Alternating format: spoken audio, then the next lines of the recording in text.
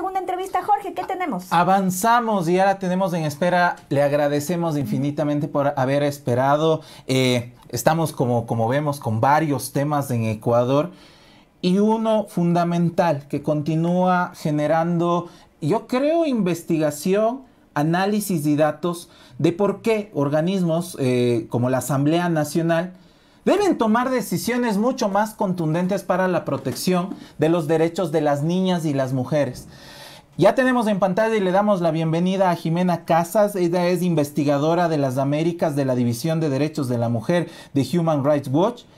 Antes de incorporarse a Human Rights Watch, Jimena trabajó en Planned Parenthood Global como subdirectora de estrategia de incidencia regional, donde gestionó los proyectos de incidencia política y regional para América Latina y fue especialista de la región en jurisprudencia internacional sobre derechos reproductivos. Tiene conocimiento sobre lo que vamos a conversar. Ayer nada más, y para ponerlo en contexto, se presentó en conferencia de prensa un informe que recoge varios testimonios en tanto a la judicialización y la criminalización de las mujeres en Ecuador por acceder a su derecho a decidir, interrupción voluntaria de su embarazo, y de eso lo vamos a conversar. Bienvenida, Jimena. Muy buenos días, muchísimas gracias por la invitación. Muchas gracias a ustedes, Jimena, por este estudio, por, digamos, un poco traernos a colación en este momento que el país está debatiendo también, o se apresta a debatir, una ley en cuanto a la interrupción voluntaria del embarazo en casos de violación. Es bueno poner, digamos, en el debate cifras, datos reales de lo que significa la problemática del aborto. Y ahí queríamos preguntarte cuáles son como los resultados, si tú quieres, que este estudio que ustedes hicieron nos revela.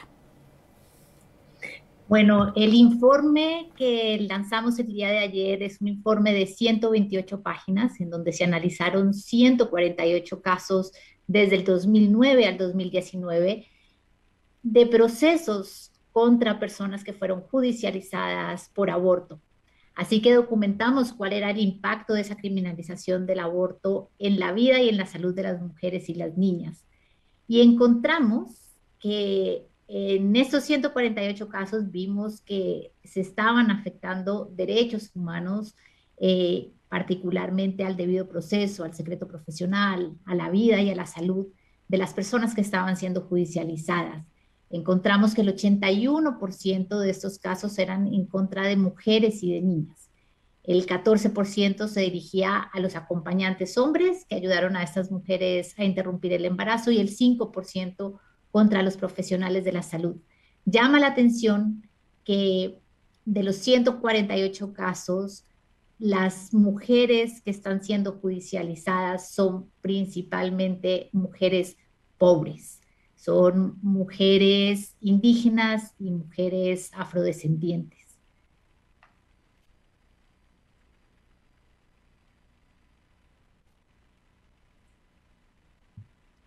Creo que he perdido el sonido, no les escucho. Un desfase en el sonido. Estamos revisando la información y justo el 73% de mujeres y niñas fueron denunciadas por profesionales de la salud. Este término me preocupa y me preocupa bastante porque hay que aclarar sobre qué tipo de denuncias se encontraron a las mujeres que accedieron a este derecho a decidir la interrupción voluntaria de sus embarazos o en otros casos que hayan sido analizados. ¿A qué se refiere con las denuncias por profesionales de la salud? Nos referimos a aquellas mujeres y niñas que fueron a los centros de salud buscando una atención médica porque bien o estaban teniendo un aborto espontáneo, estaban teniendo una complicación con un aborto o estaban teniendo una emergencia obstétrica. Y al buscar esa atención de salud, lo que encontraron fue una puerta para ir a la cárcel. Encontramos que la mayoría de las mujeres que fueron procesadas, el 73% fueron denunciadas por los profesionales de la salud, quienes rompieron su secreto profesional y llamaron a la policía una vez estas mujeres ingresaron a los hospitales porque ellos consideraban que las mujeres se habían interrumpido el embarazo. Encontramos, por ejemplo, en la historia de María, que era una mujer de 20 años que estuvo en prisión durante 4 meses junto a su hijo de 3 años. María tuvo un aborto espontáneo tras haberse caído por las escaleras en su trabajo y fue al hospital a buscar atención médica. Y los médicos decidieron denunciarla, llamar a la policía porque pensaron que se había inducido el aborto. Elena, por ejemplo, quedó embarazada tras una violación y decidió interrumpir el embarazo con medicamentos porque no quería que su esposo y su hijo lo supieran. Fue al hospital porque se asustó con el sangrado, no tenía la información correcta de cómo interrumpir un embarazo con medicamentos y fue a buscar atención médica y ahí los médicos la denunciaron a la policía y ella fue condenada a 12 meses de prisión y estuvo 7 meses porque la liberaron antes por buena conducta. Lucía, por ejemplo, fue una niña de 15 años que fue violada cuando regresaba a casa del colegio y fue condenada a 5 años de prisión después de que tuvo un parto sola en casa. Su bebé murió en el baño de su casa mientras ella estaba pariendo y ella pasó 4 años y 3 meses en una institución de menores. A estos casos son a los que nos estamos refiriendo. En el debate del 2019 en la Asamblea Nacional, muchos asambleístas decían que no existían casos de mujeres criminalizadas aquí en Ecuador. Y, digamos, toparnos con estos datos que este informe de Human Rights revela, digamos, son de alguna manera, nos chocan, ¿no es cierto?, finalmente a esa realidad. Pero, ¿qué significa que una mujer vaya a la cárcel, sea judicializada, procesada por un tema de aborto? Además que, como tú dices, digamos, no fueron denunciadas ahí dentro del hospital. En muchos de los casos, por ejemplo, ha habido denuncias de que en la camilla se les esposa, digamos, viene la presencia de la policía, los guardias, por ejemplo, de un hospital, ya, digamos, se alertan de cuando una mujer llega con este tipo de complicaciones obstétricas, cuestiones así, como también el tema de la denuncia se ha instalado socialmente acá en Ecuador. Efectivamente, una conclusión del informe es que las mujeres y las niñas sí están siendo judicializadas por aborto en el Ecuador, y no solo aquellas que decidan interrumpir voluntariamente el embarazo, sino también quienes tienen abortos espontáneos y emergencias obstétricas o requieren atención posaborto. De los 148 casos que revisamos, 38 cumplieron pena de prisión. El promedio de la pena de prisión fue más o menos de 4 meses.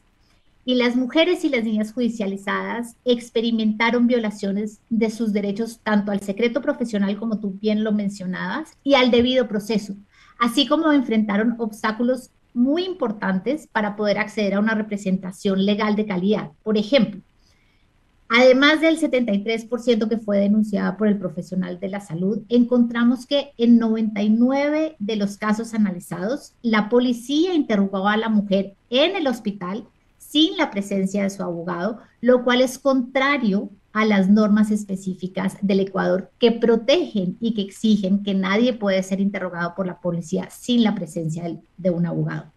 En el 58% de los casos, los defensores públicos que fueron asignados a la representación de estas mujeres y de estas niñas les aconsejaron que se declararan culpables para evitar un juicio y que se sometieran a algo que se llama el procedimiento abreviado, que es que sea un proceso más reducido.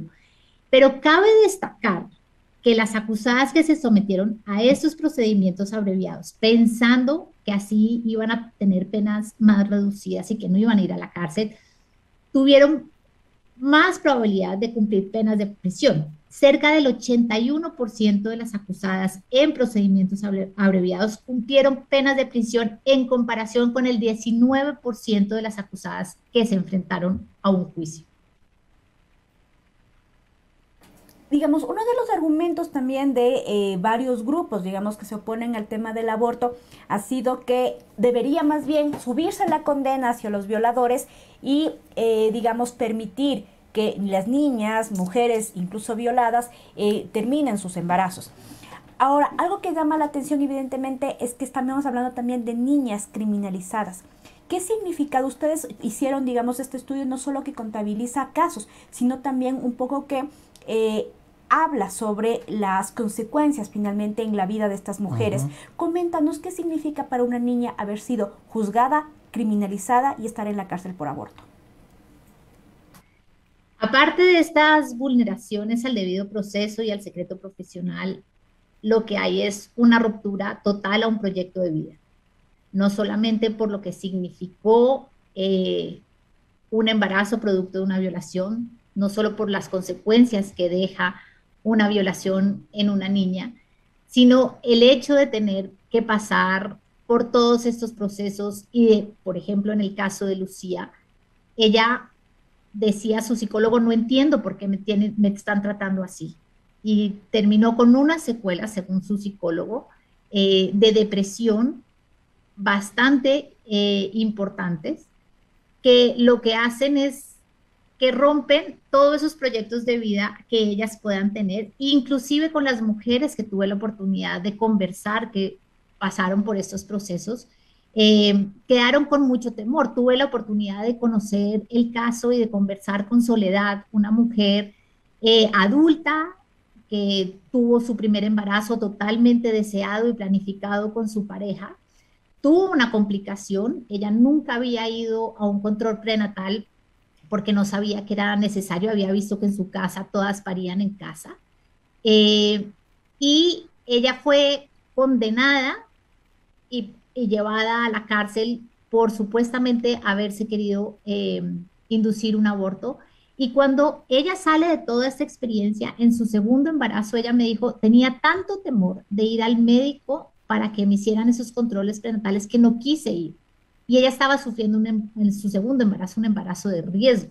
Afortunadamente, en esa segunda oportunidad pudo conseguir a alguien que le ofreciera el apoyo necesario, pero eso da cuenta del impacto que todo esto genera en las mujeres en su vida cotidiana y que trasciende más allá, que también lleva a consecuencias con sus familiares, sus parejas y sus hijos, inclusive aquellas mujeres que tuvieron que estar presas con sus hijos en la cárcel.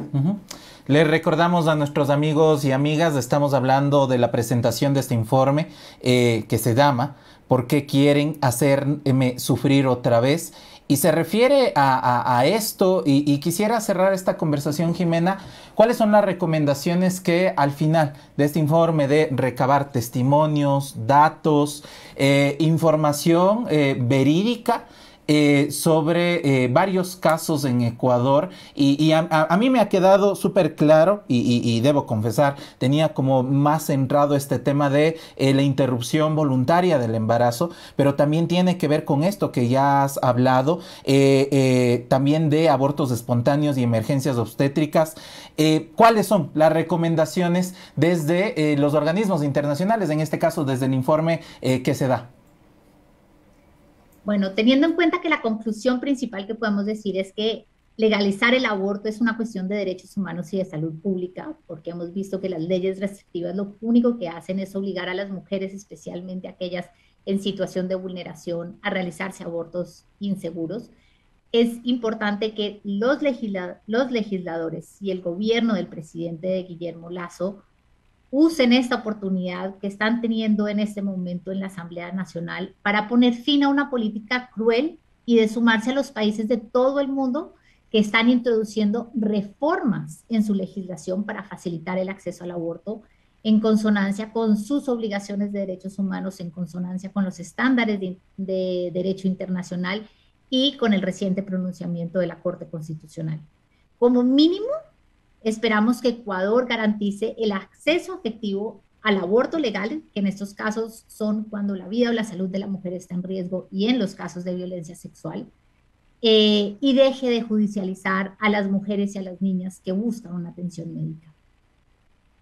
Muchas gracias, Jimena, y este punto creo que es importantísimo, no nos quedamos con esto. En Ecuador el aborto es legal en dos causales, cuando está en riesgo la vida de la mujer y ahora ya por el tema también de la Corte Constitucional en casos de violación. Esperamos que este tema sea considerado de manera amplia y que estos datos finalmente, como decíamos al principio, de Human Rights nos alienten, digamos, a un debate de más altura ahorita que se está debatiendo o va a entrar a debate el proyecto de ley en cuanto a la interrupción voluntaria del embarazo en casos de violación. Muchísimas gracias por este esfuerzo que han hecho. A ustedes, muchísimas gracias por la invitación.